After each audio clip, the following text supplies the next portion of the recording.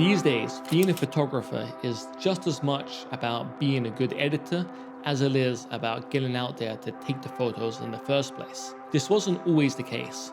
Back in the day, a photographer's role was more to do with being out there in the field, capturing the photo, and then in the darkroom, you'd have specialists who developed the photo and made changes to it there.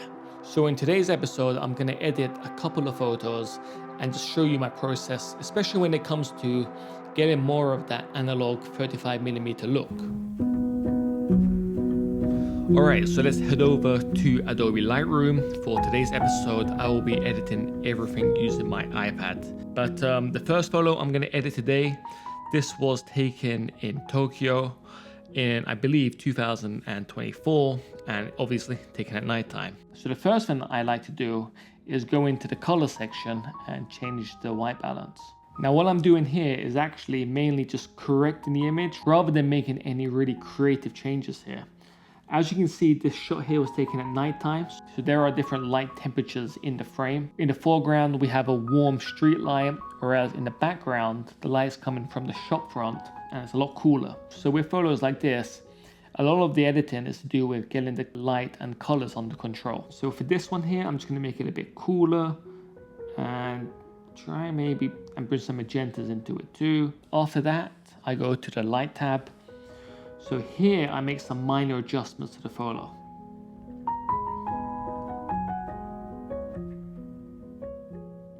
I like to bring the contrast down a bit, as I like to add my contrast back in using the tone curve, as I feel like I have a lot more control with the tone curve compared to this contrast slider.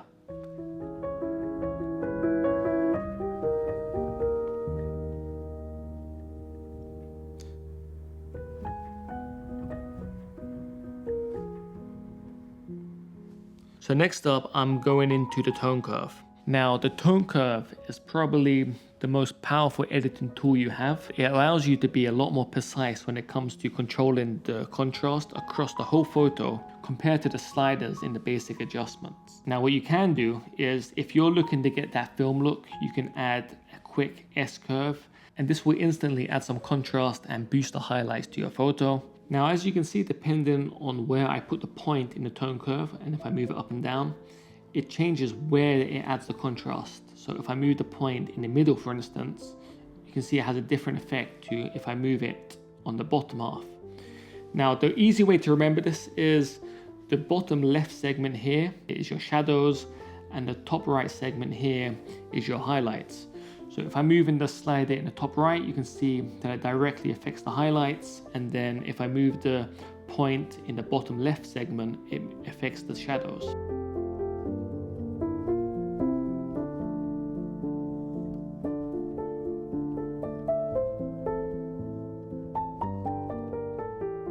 You can also move the points at the very end of the tone curve line. So if you push the one in the shadows up, you'll see that it boosts all of the shadows, and it changes what the deepest blacks are in your image. I'm going to boost up the shadows just slightly so they're not completely black, and then I'm also going to add a bit more contrast into my shadows. Now, something to keep in mind when you're looking to get the film look when you're editing is, one, for the highlight roll off to be smooth, and secondly, you want soft contrast. You don't want the contrast to be too harsh. When it comes to the highlights, what you're looking for is for the brightest areas of the photo to roll off gently into the midtones. Now with the tone curve, there are 4 different channels. You have the basic contrast one, and then you have red, green, and blue. So again, I'm gonna add 3 points to my tone curve. I'm gonna start with the red and start making some changes.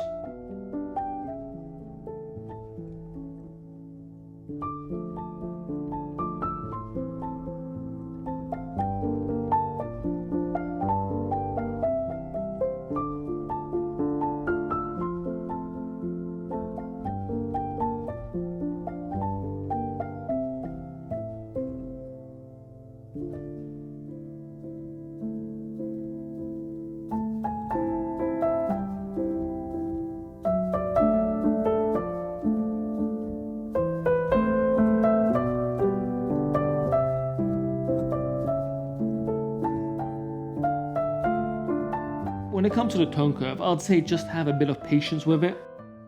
The more you use it, the more you'll get used to it. And what I found is I've actually ended up using the other tools in Lightroom less and less the more I've used the tone curve. So these days, I very rarely actually use the color grading simply because I feel like I can get the look I want using the tone curve, and I can be a lot more precise while I'm doing it.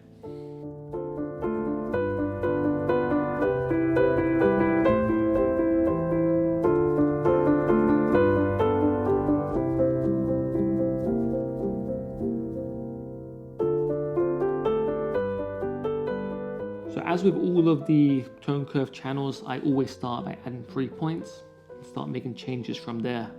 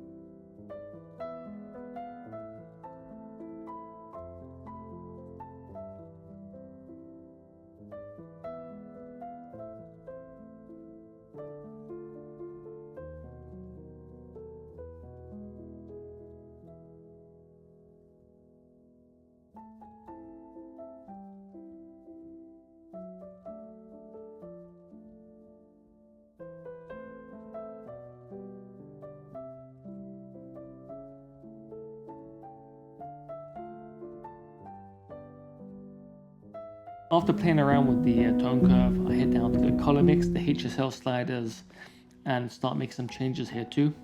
I'll probably say after the tone curve, the colors are probably the most important part of editing.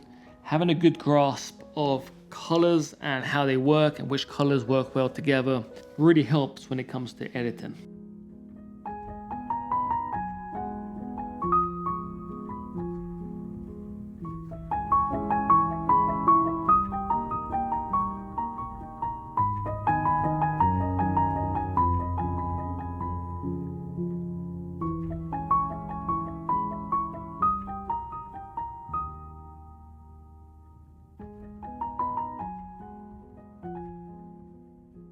So one of the key characteristics of film is usually the colors and how dense they are. So a good way to do this on Lightroom is to bring down the luminance of the photos, because often with digital files, the colors can almost be too bright and vibrant compared to what they are in real life. So what I tend to do with, especially with colors which are very prominent within the photograph, is I'll bring the luminance down on them and then I'll adjust the saturation and then the hue. I'm also going to bring down the clarity slider a bit. I do this for pretty much all of my photos. I feel like in general, digital files are a bit too sharp and precise, so making it a bit softer just helps give it more of an analog look.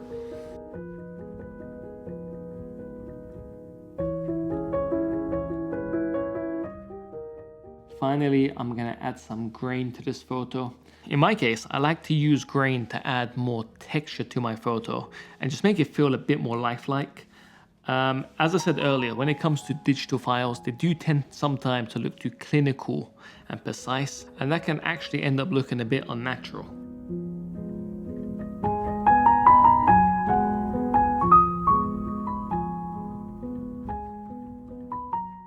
Alright, so that's my first edit. As you can see, here's the original, and then here is the edited version.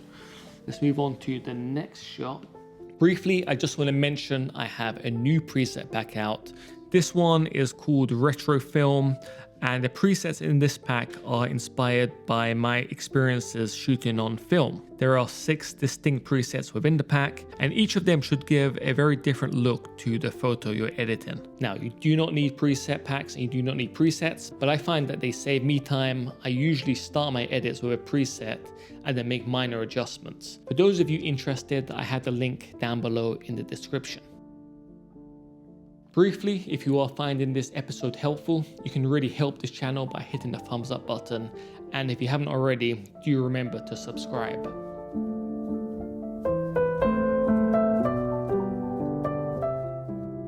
Okay, so next up, I'm gonna edit this shot here taken in Tokyo during daytime. So again, I wanna add more of an analog film look to it. So I'm gonna start out by going to the white balance and just making some corrections. For this shot here, I'm just gonna make it a bit cooler.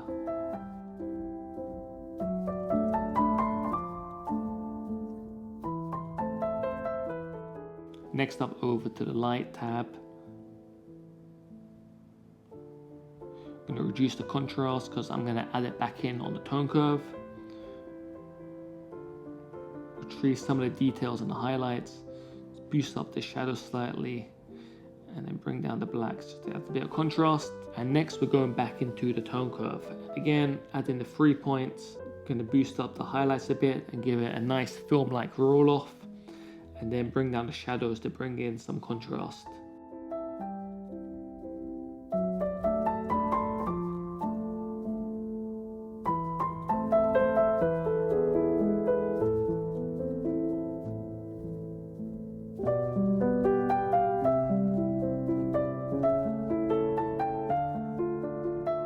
Now obviously these are pretty quick edits. Now usually for the photos I edit, I can often spend at least an hour on each of the images making minor adjustments, getting them exactly where I want them to be. And also I always like to give a break between my edits, so I'll edit for a bit and then I'll take a break and come back to a photo, as I find that when I come back to the photo I'm editing with fresh eyes, I can always see things which I've missed, or see things which I become blind to by editing the photo for too long.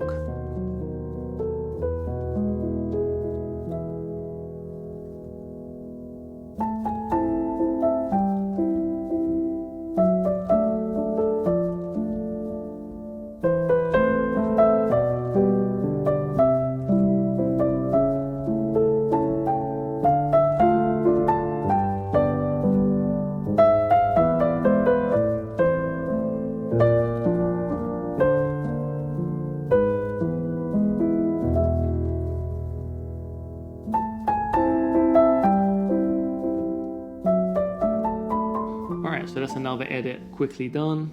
Here's the original version, and then here is the edited version.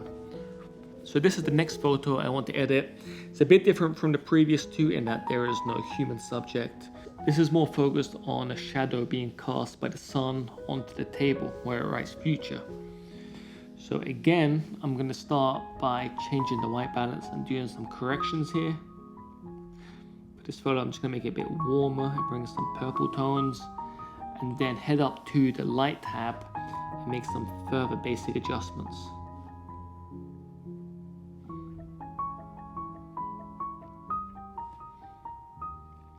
When it comes to the basic adjustments, I'm pretty much doing the same thing on all of my photos. I'm correcting the exposure, bringing down the contrast, recovering some of the highlights, boosting up the shadows, moving up the whites and bringing down the blacks.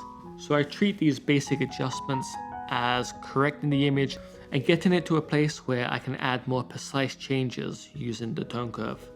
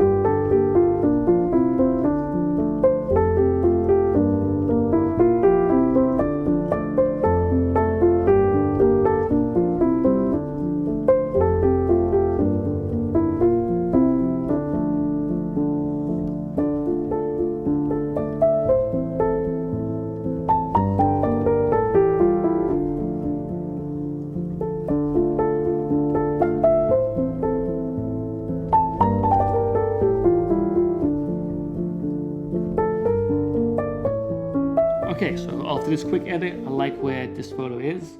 Here is the original, and then here is the edited version.